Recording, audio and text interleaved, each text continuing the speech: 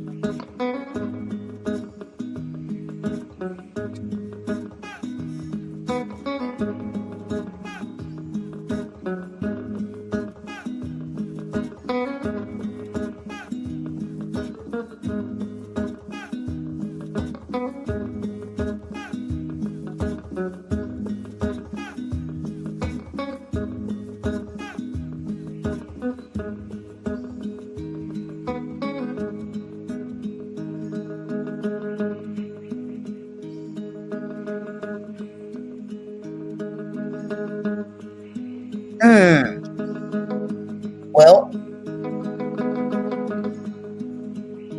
let's see.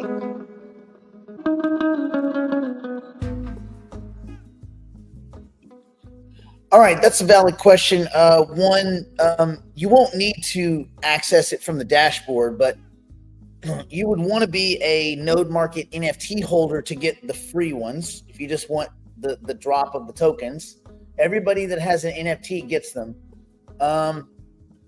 What we will do, oh yeah, because the form did go out. We'll try to get Brandon to put the form on the homepage of Node Market, or on the homepage probably of Nick Black Next. That'd probably be better. So we'll get Brandon to that. Matter of fact, I will message your concern to him. Toot sweet. Let's see. Go find Brandon in my list of the 6 people in my life that I talk to. All right. Can we put a form for bad USD on the homepage of the site? All right, that's it. So Conan wishes it, so it is proclaimed. All right. Hello, hello, hello, hello, hello, hello, and hello. All right. What's going on? Well, let's adjust this guy. Okay. Okay, we got our cool rebound in the market, like every Fed meeting.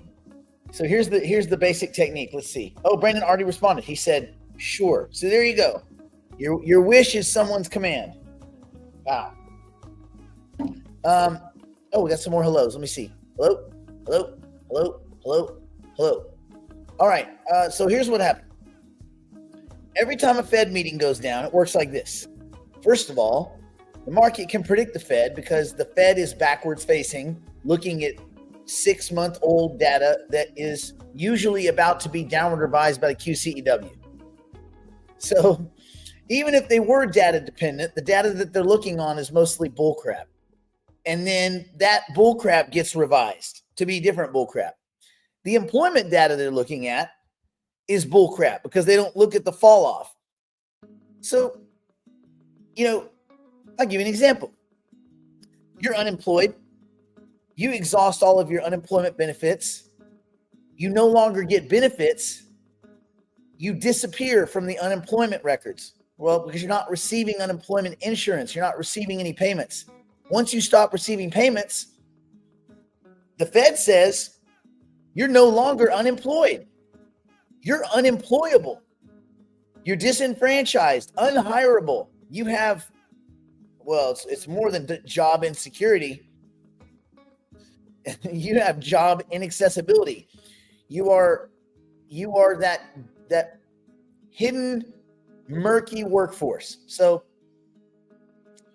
that's how the Fed be.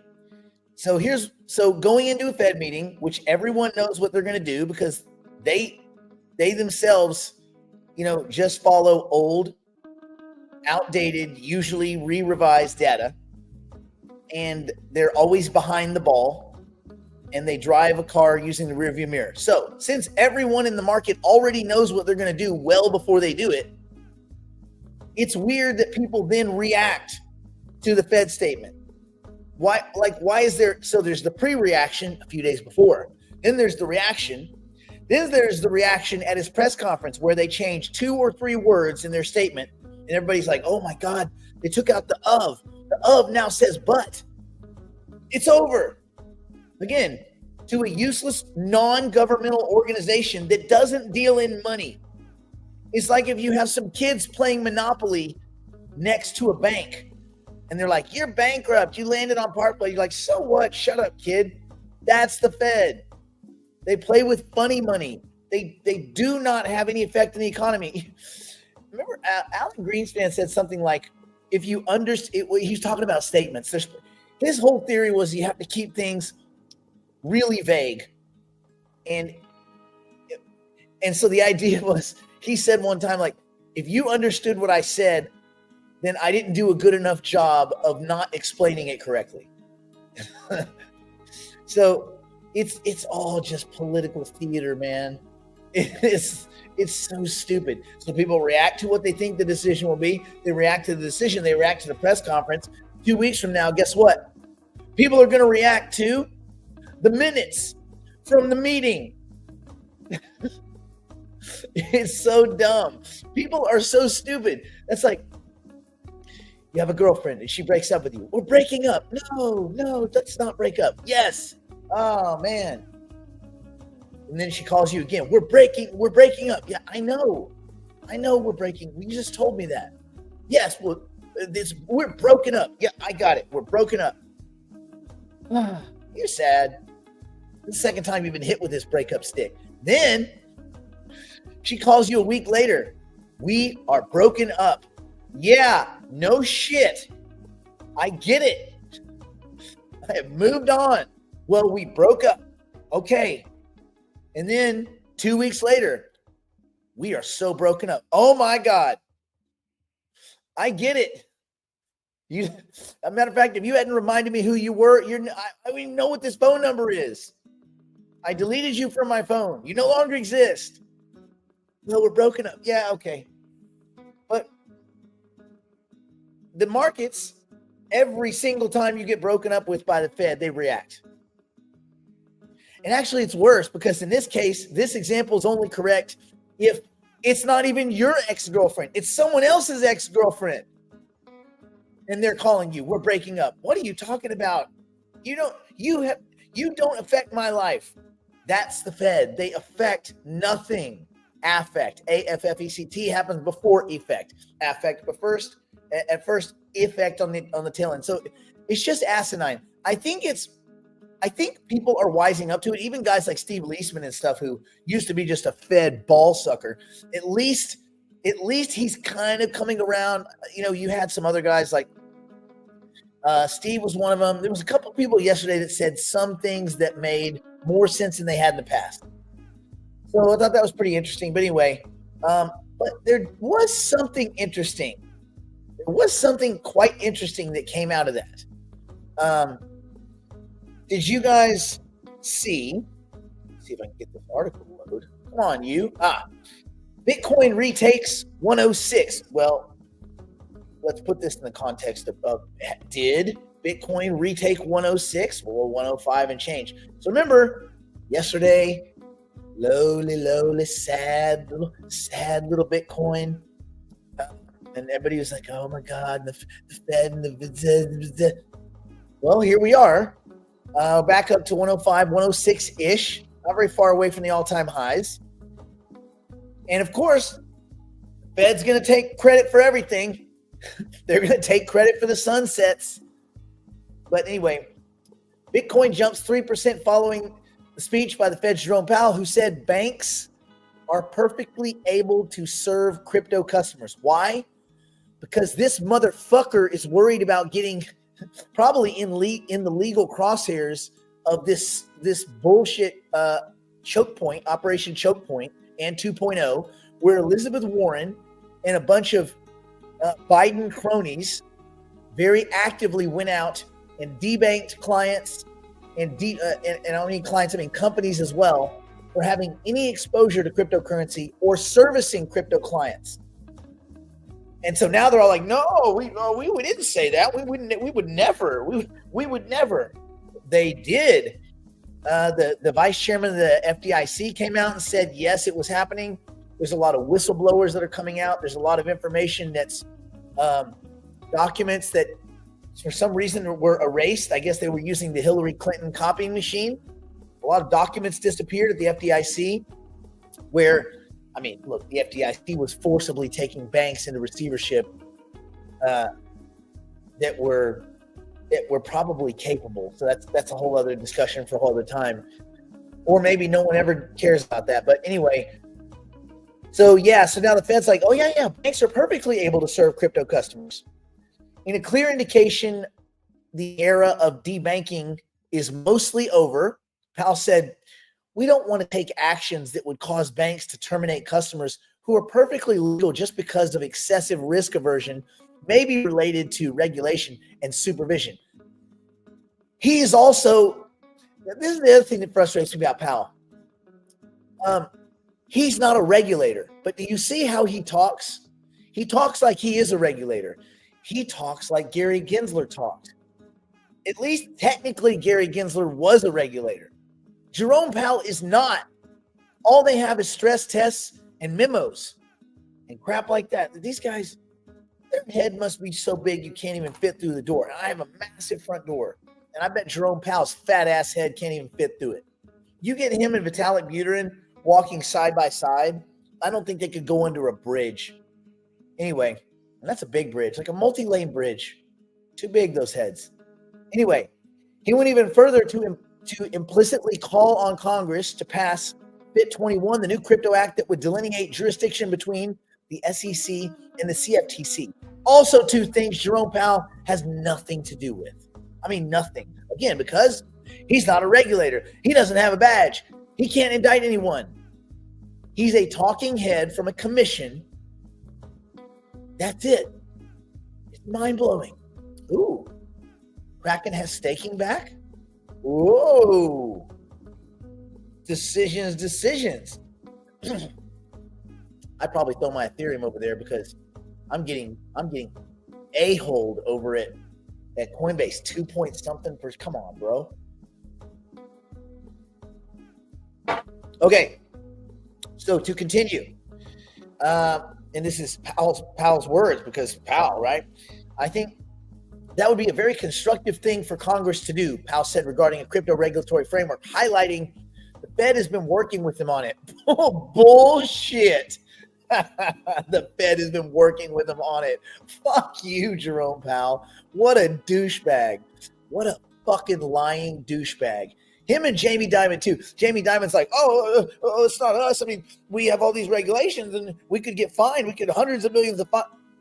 Jamie, you've shit-talked Bitcoin since it was $4 a token. Shut the fuck up. These guys are such scumbags. But you know what? It must grind their gears to have to eat so much fucking crow and just like, this is the new way it is. God damn it. You're like, it must be infuriating for them to have to just chew on it. Oh, Bitcoin, right? Bitcoin, am I right? Anyway, Powell said that his only relation to crypto is in regards to bank supervision. Again, they're not a regulator. They're an advisory. But a far more interesting aspect is the stablecoin ecosystem. Oh, so this is where it gets tricky. No one wants a federal I would say central bank, a CBDC, central bank digital currency. The problem is we don't have a real central bank. Again, the Federal Reserve is private. It's a private consortium of 12 banks. The Board of Governors, that is a rule advising, a Congress advising body. They don't make rules. They don't make regulations. They don't enforce shit. They advise and consult Congress. All right. And their whole goal is maximum employment, protection of purchasing power to maximize value for each family, each household. All right. So while Bitcoin in particular was rhetorically in competition to the dollar early on, that is no longer quite the case. To the contrary, the rise of stablecoins complements the dollar, and significantly so, in giving it complete global dominance in this form. Yes, wildcat private stablecoins are a weirdness. And I would not be surprised if the Federal Reserve starts testing stablecoins and potentially has their own stablecoin. I know it sounds stupid, and it would not be issued by the Treasury, but this would be a workaround to the legal situation where the Fed's actually not a money dealer and can't be. Like legally, they can't be. So this would be pretty interesting if they pull an Indo. We'll see. Europe is struggling to come up with a response because the demand for USD stablecoins was market-based. And there are startups that tokenize the euro and do all this kind of stuff, but no one cares about digital euro. You're going to hold digital euro or digital dollars. Wow, the world holds dollars. The world holds dollar-denominated debt, and what they would consider, pristine collateral, U.S. Treasuries, bills, notes, and bonds. So why would they hold euro? You might hold some euro if you're doing a lot of euro-based transactions. That might make sense. But for collateral purposes, that might be dead money, right? Cash is trash, that kind of thing. So you're definitely better off in some kind of cash producing asset, something that has some return on it other than just dead money, and collateral certainly serves that purpose. So anyway, for now, people want USDC, and dumb hillbilly cannabis sellers want USDT because they're idiots. But people want USDT or USDC, period, full stop. It's not clear specifically why there's such an aversion for like the European-based crypto stablecoins, but no one really cares. I think you have Kraken and Bitpanda. They tried to compete with something like a euro stablecoin, but nope, just not interesting. So the Fed, as it turns out now, after all this journey, is a friend to crypto. I think these guys all got a case of act right. They've had since the end of November 4th, to realize that their world just changed, and they don't have a choice. This is the new is. It isn't the maybe. Well, I'm not sure. All that shit is over with. I was talking to a financial advisor a few days ago, and God, they're all so stupid. He's like, "Oh, I just don't know about Bitcoin." I'm like, "How do you not know?" Like, I understand if you didn't know in 2010 or 2015 or in 2017, you were like, "Whoa, what is this thing?" It's only been around 8 years. How do you not know about Bitcoin now? What? Are you a fucking zombie? Are you Rip Van Winkle and you just wake up every decade? You are not fit to manage money at all. Bitcoin, I want everybody to write this real quick. There's 160 people here. I want everyone to write, Bitcoin is the most appreciating asset in human history. Here, I'll write it too. Bitcoin is the most appreciating asset in human history. Boom. That's kind of an important statement. If you manage money, if you sell people your services, you say, "Oh, I manage money." Do you? Do you even manage, bro?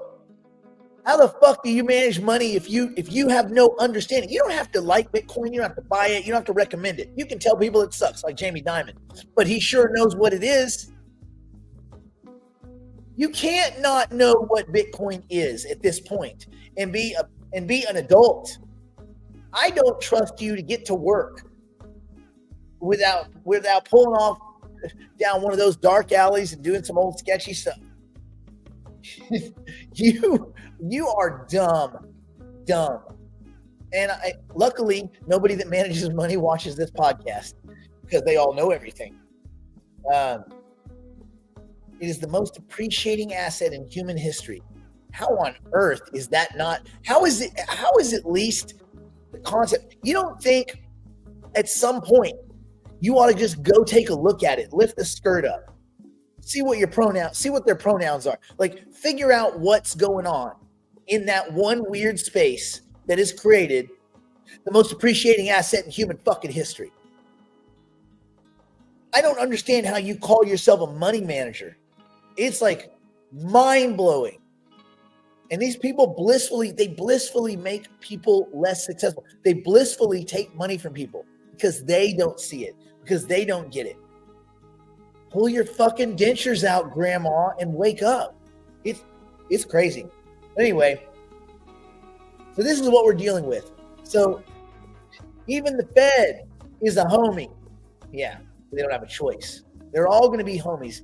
This was the statement a long time ago was, whether you like Bitcoin or not, everyone will get put in, right? You will get put in. You will find yourself in this space, whether you want to or not, or you will lose, and you'll lose money for your clients, and you'll just disappear. See you later, bye.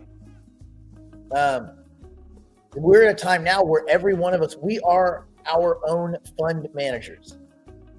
We are, each of us, our own hedge fund managers. Let me ask you a question. This is kind of along the lines. Well, you know what? I'll wait. I'm going to give everyone a hint. We are going to talk about the qualities of money, because I gave a little speech last night at a group. It was really cool over at my buddy David's house. And it was a pretty good room. There was probably 150, 200 people there. And I talked about the 5 T's, how we pick assets that we buy. And there were some glossy eyes. There were some glazed over eyes in the room about crypto. But I would say at least half of the people there knew what Bitcoin was. And the ones that didn't had heard of it. So that was at least good. So you know, crypto friendly, I don't know. But definitely crypto curious.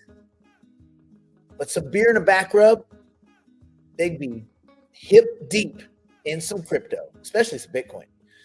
So anyway, I guess these guys have all had a case of act right. They've had a couple months to absorb the fact that this is the way things are going. And I guess there's some shared interest. And the reality that these stable coins are coming, and that they're probably, a darker looming quagmire than is Bitcoin.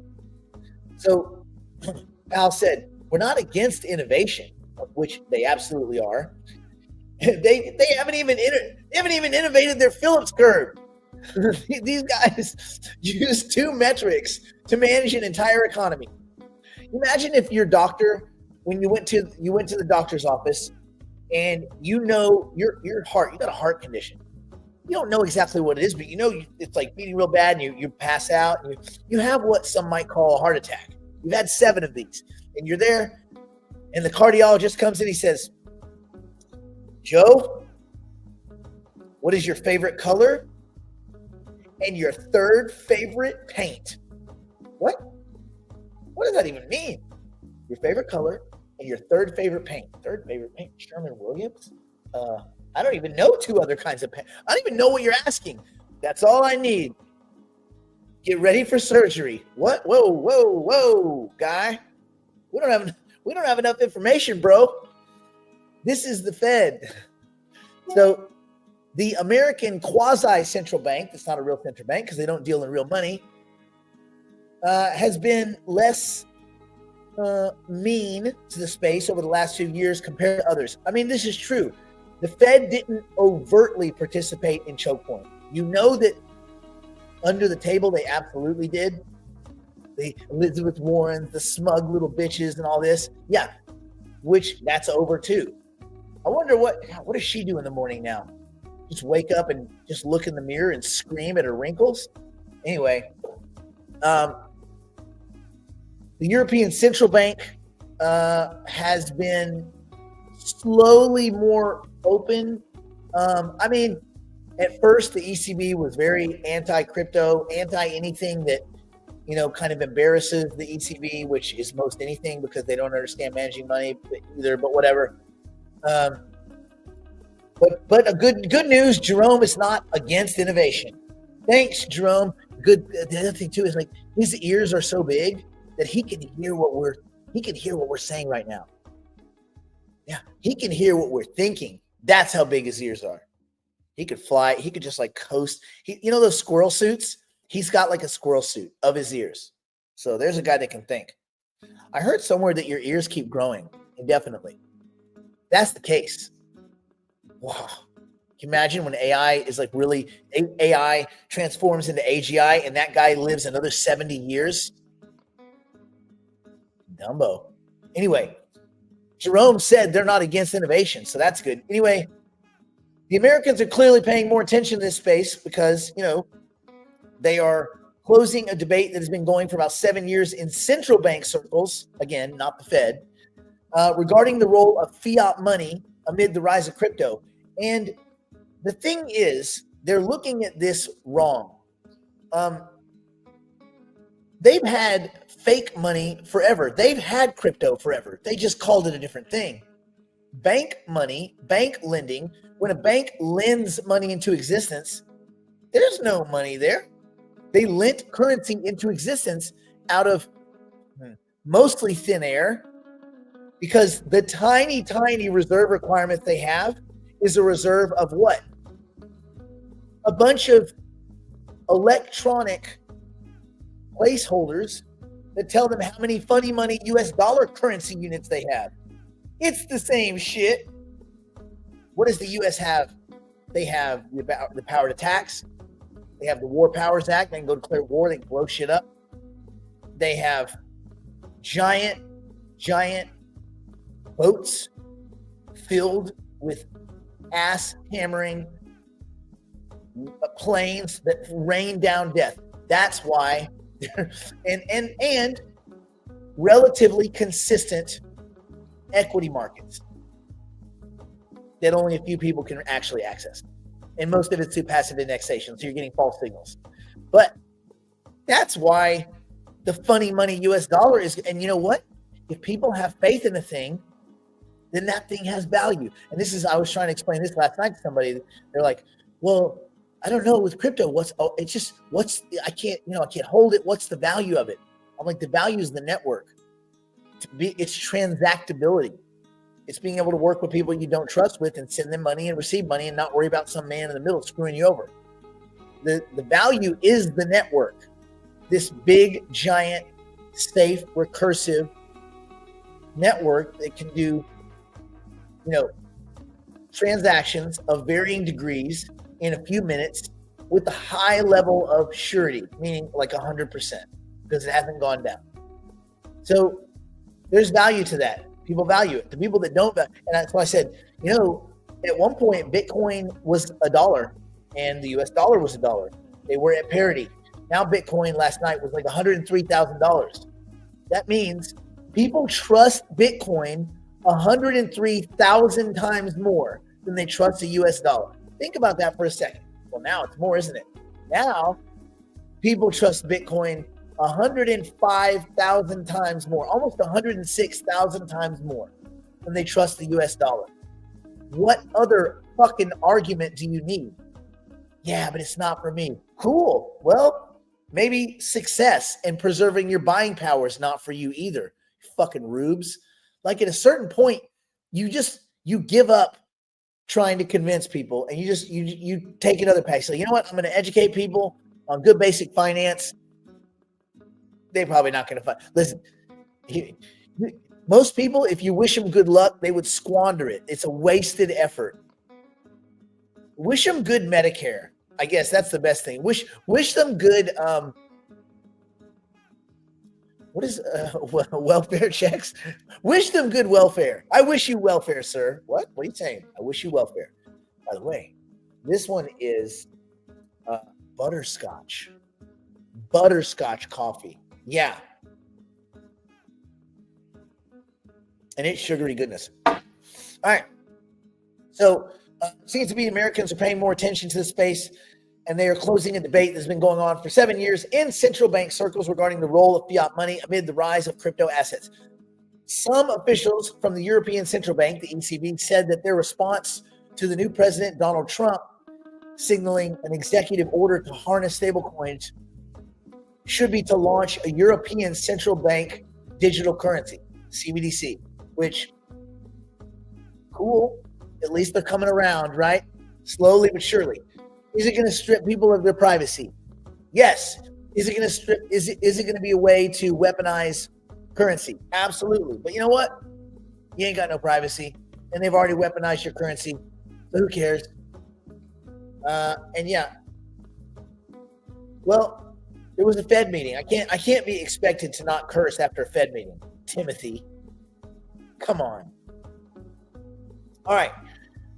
So the idea is a top-down approach, an attempt to shield incumbents from tech-based disruption. So instead of incentivizing them to adapt, it may keep them frozen to their shelf life. Ultimately, crypto is not competing with banking fundamentally or finance. It's just bringing the code-based capabilities to it. I believe in the future we won't say, well, it's crypto finance, or it'll just be finance again. Right? Everybody didn't say imaginary money when banks started lending into existence out of thin air. People didn't. They did say euro dollar, dollars lent by offshore entities into existence, potentially with no dollars to back those loans, mostly with no dollars to back those loans. Dollar-denominated loans lended into existence by banks that are not part of the U.S. regulatory scope. That is the euro dollar. You can't go buy a euro dollar. But if you're borrowing outside the U.S., you're borrowing in euro dollar terms. And guess what? Those dollars spend. Well, that was a way of increasing the monetary supply. You don't see those dudes all going to prison. Why? When there is a need, when currency has a need, when liquidity is stressed and there's a need, innovation will bring a response. Necessity breeds innovation. And that is what happened. And so crypto is another step like that. It's a euro dollar extension of liquidity in various other long tail means. So there's value there, at least to somebody. Otherwise, people wouldn't pay for it. And value is a very weird argument anyway. What's valuable to you might not be valuable to someone else. If you believe something has value, it's got value. You really need two people. You got to make a market. So anyway. It's unlikely that the European Central Bank could do that part better than Satoshi Nakamoto or the group of people who created Bitcoin, or the millions of entrepreneurs around the globe with billions and hundreds of billions in incentives to participate in Bitcoin mining and validation, as well as some of the other assets.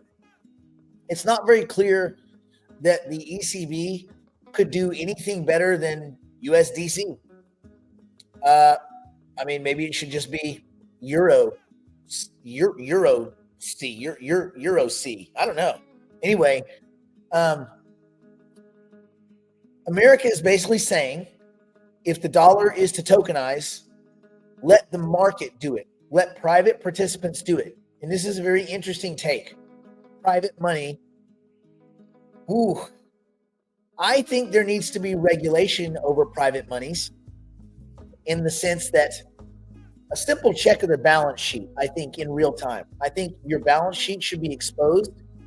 I think that everybody that deals in any crypto asset should have instant access with a couple of clicks of seeing where all the money is behind all of the digital tokens that you release. Tether needs real-time auditing. They've never been audited. Never. Not once. Never.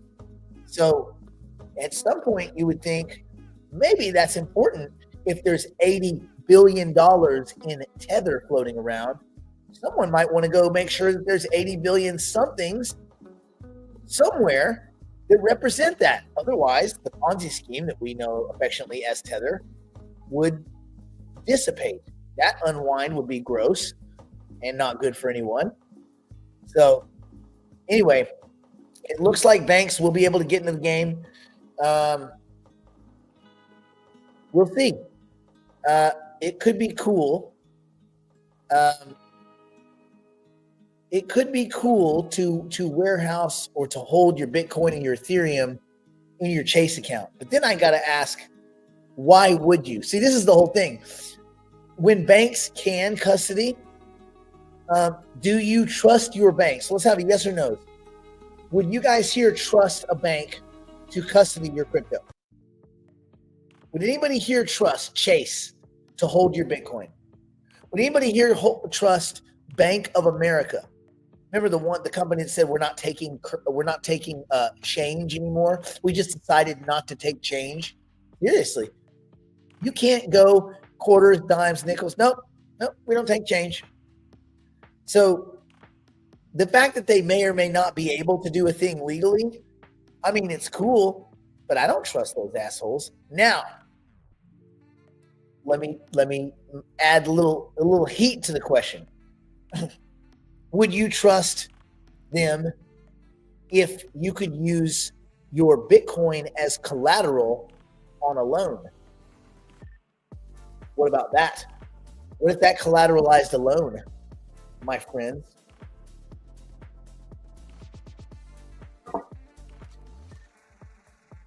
Something to think about. Problem with credit unions are they're so small that I don't know if their security situation would make sense. I almost think it's got to be like a Fidelity. I think Coinbase and Kraken should just get into banking. They already understand the crypto landscape and the infrastructure. I think they should get into banking. I'm sure that that's what their end run is, right? Like it seems pretty obvious. Anyway, but banks can get into the game now. And so I do think we are entering the kind of overt mass adoption phase. Maybe 3 to 5 years, the euro might compete because European banks could do the same with the euro. But at this point, I don't know that in Europe there's any difference between a CBDC and tokenized fiat. I don't think it moves the needle, other than that tokenized fiat currency is in the public blockchain and we can trust it because we can see it. Again, that ability for real-time audits. We know that Tether is bullshit because we can see the audits. Now, people trust it, which is weird, but at least they have the information. I don't know anybody that messes with Tether that doesn't realize it's bullshit. They're okay with it, which is weird to me, but it is what it is. So then you have this kind of connection between banks and central banks, and like figuring out like, okay, wait, a central bank asset, or is this going to be a treasury asset that the central bank kind of manages? Like, how's this going to all go down? Because again, the way the Fed works here in the United States is not the way central banks. The Fed is not a central bank. They don't deal in money. They deal in bank reserves, which is just a coupon. It's a placeholder coupon. They don't deal in real money. Everything runs through the Treasury. The Fed is just an advisory and weak. And matter of fact, people used to just laugh at the Fed. Like they were just the clowns of the clowns. It's starting to get back that way, right? But anyway,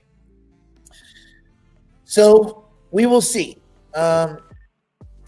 We will see if there is some weird kind of new era where holding Bitcoin doesn't make you look like some criminal or some weirdo. So anyway, there's that. Okay, I thought that was cool. Is that the reason? No, Jerome, you don't get to take credit for Bitcoin going up. Why? Because you have nothing to do with banks being allowed to hold crypto. That has nothing to do with you, Jerome. You just decided to pick up that news blurb, throw it in a conference so that you can be a part of that. It's like he's celebrating someone else's birthday. Like that's not your birthday, Jerome. Go home. You're not getting any cake. Fuck off.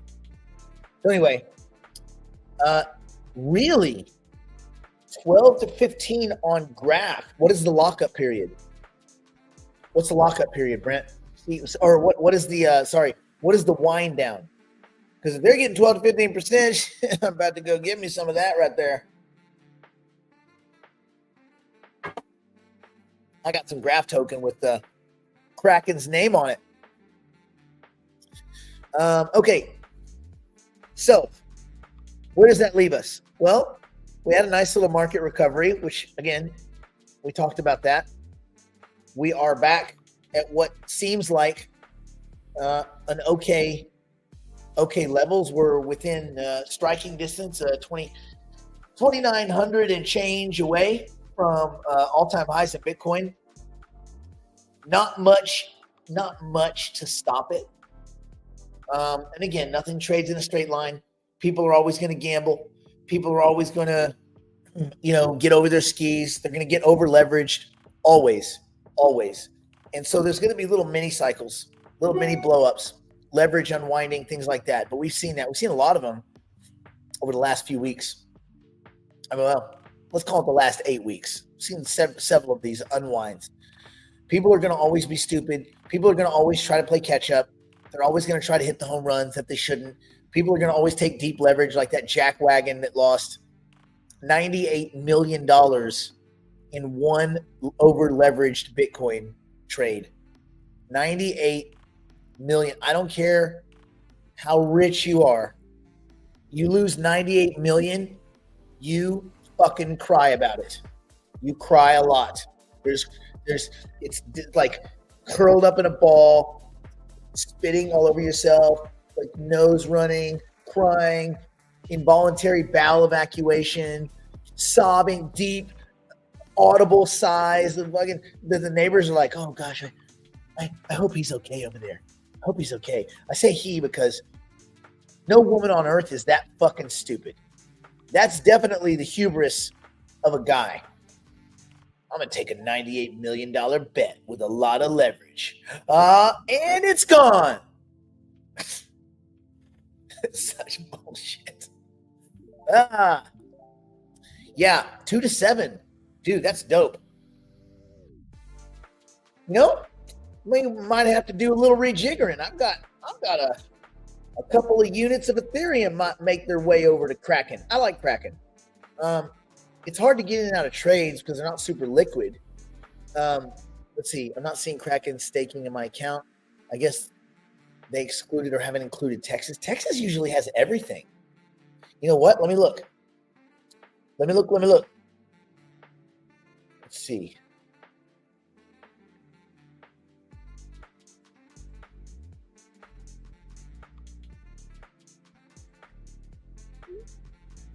Okay, Kraken. I think I'll open. Yeah, Kraken Pro. Let's see. Kraken Pro.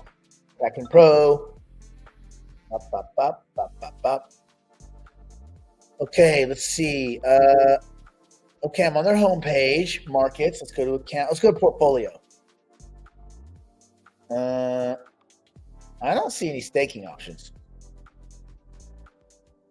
No pending transactions. All I have, let me see. Let me go to portfolio maybe. Nope, nothing there. Okay, let me go to account, see if there's any.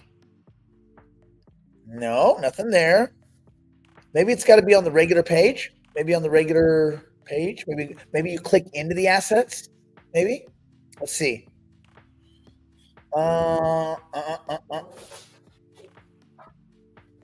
Kitty, you making it over there? All right.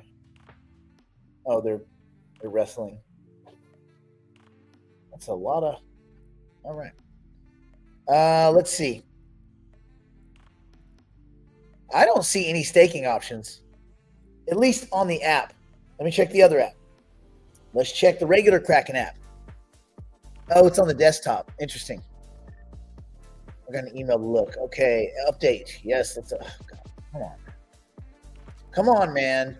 Don't spinning wheel me. I spinning wheel you. Anyway, we're waiting for the app to update. Yeah, it may be just through it may just be through the web, the desktop. Buy, deposit, send.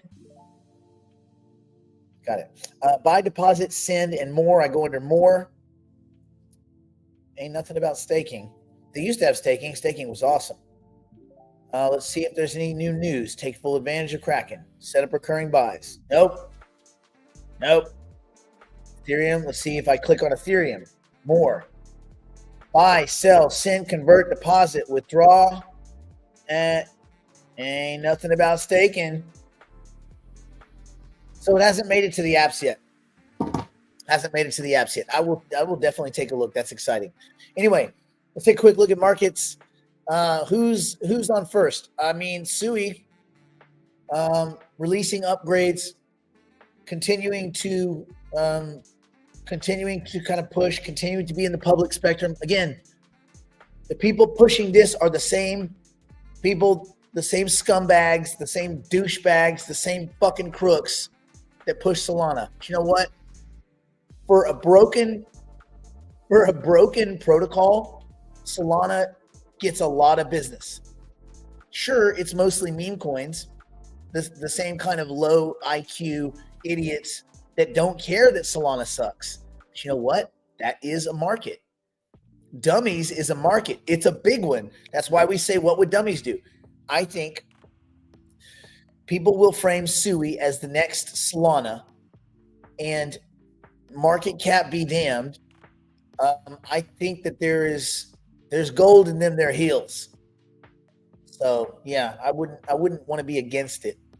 Aptos having a decent day. VeChain having a decent day. Where else are we? Cosmos, Graph token, 18. I keep looking at this graph to Algorand.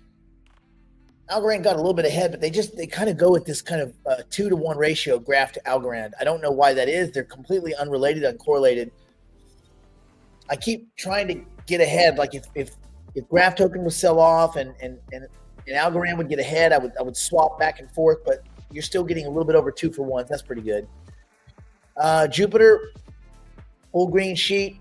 A lot of upgrades coming. ASR rewards coming. A lot of cool stuff. Sei Network, it's up. It's a spammy knockoff of Sui.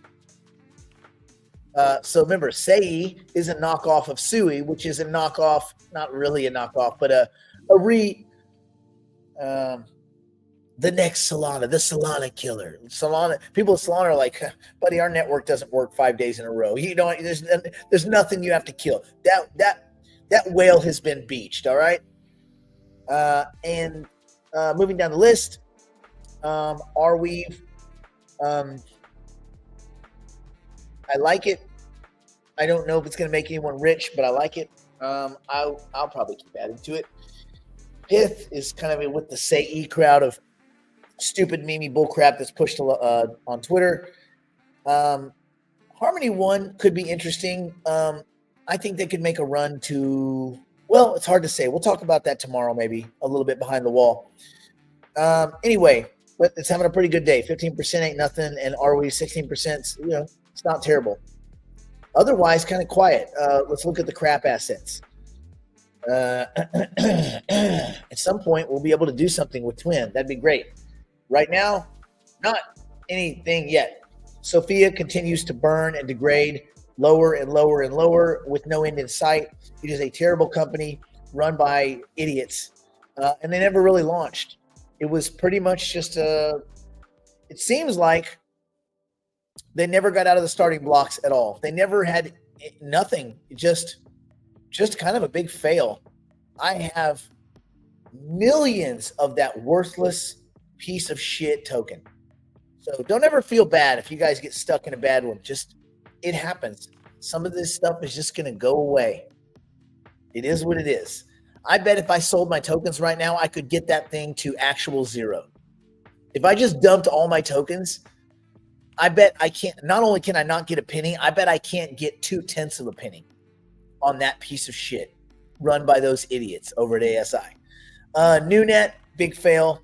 Not much of a future there. Those guys are never going to. Well, it's not fair to say never. It's unlikely that they.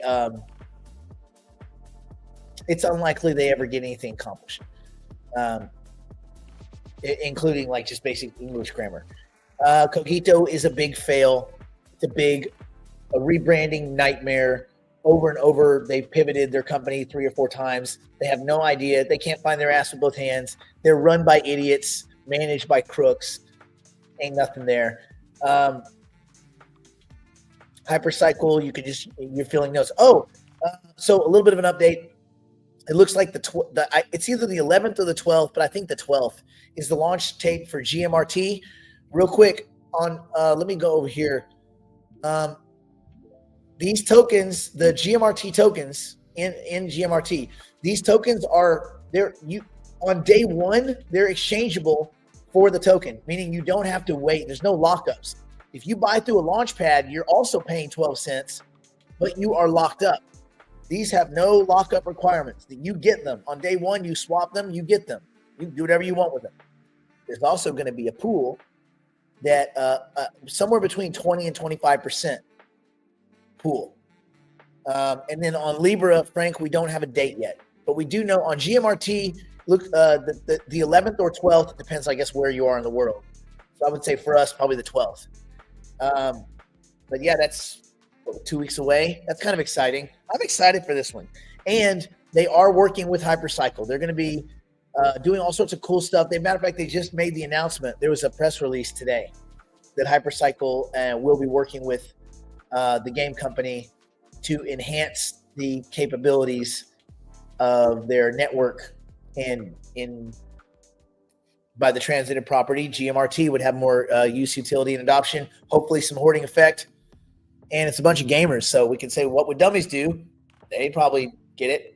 They probably hoard it. So I think it checks all the right boxes.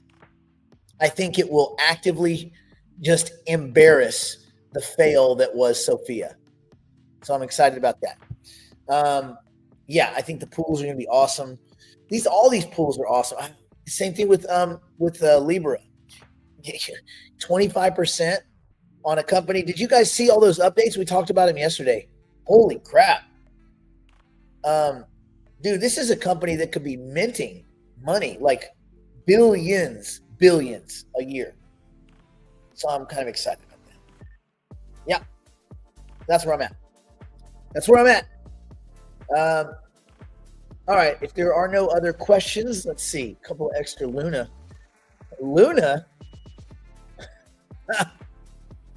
Oh, Barry, you slay me. You slay me, Barry. Ooh.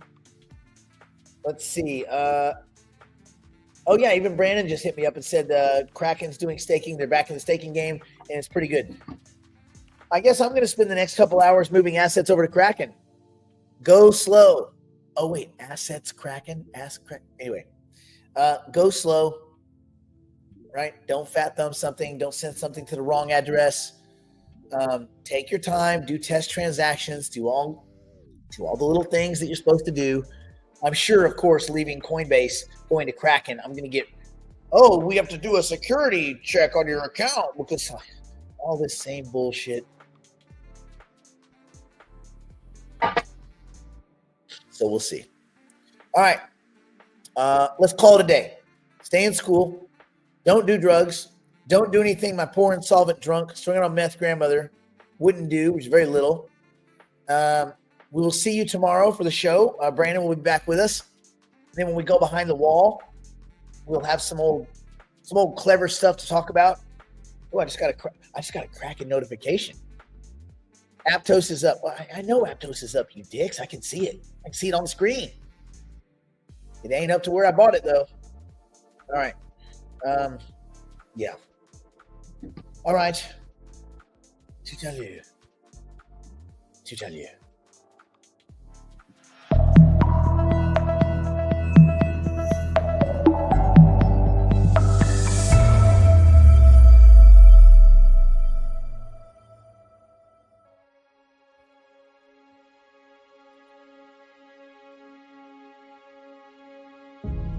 mystified, wandering mind, the seams have come undone. You've been telling lies to these eyes as if they'd never seen the sun. Now you've let your guard down and your heart is exposed. Now you've let your guard down, but how could you have known that I'm the big fish round here? You're a small fish.